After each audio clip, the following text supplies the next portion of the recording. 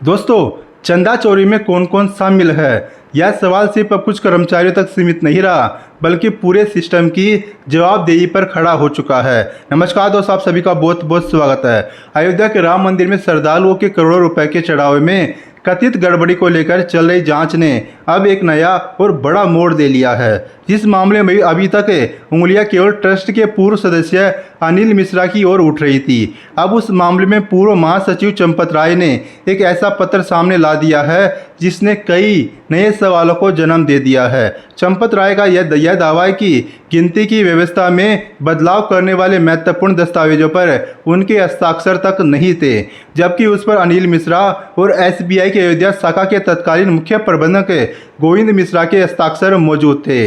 यही वजह कि अब सवाल सिर्फ ट्रस्ट तक सीमित नहीं रहा, बल्कि बैंक की भूमिका पर भी अब जांच के घेरे में आ चुकी है। एसआईटी की रिपोर्ट में दान गिनती के दौरान सुरक्षा नियमों में कथित ढील, सीसीटीवी निगरानी में खामियां, सुरक्षा कर्मचारियों द्वारा नोट छिपाने के आरोप और करोड़ों रुपए की संभावित अनियमितताओं का जिक्र तक किया गया है।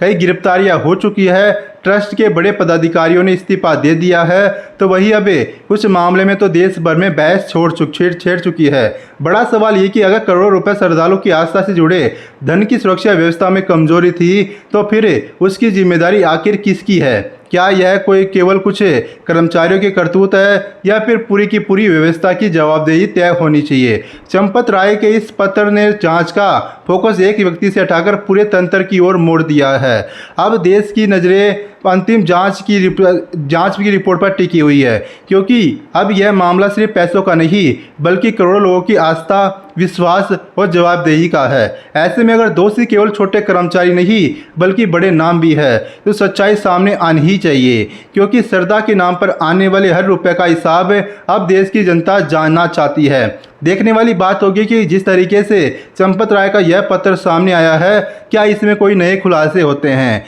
क्या इससे किसी बड़े नाम के आने की आशंका है? लेकिन फिलहाल आपको क्या लगता है कि आखिरकार चंदा चोरी के मामले में कौन कौन से ऐसे बड़े नाम है जो सामने आने बाकी है? आपको क्या कुछ लगता है, किसके इशारों पर इतना बड़ा खेल खेला गया है? अपनी राय कमेंट बॉक्स में लेकर के बताइएगा। वीडियो को लाइक कीजिए, चैनल को सब्सक्राइब करना मत भूलिएगा। शुक्रिया, धन्यवाद।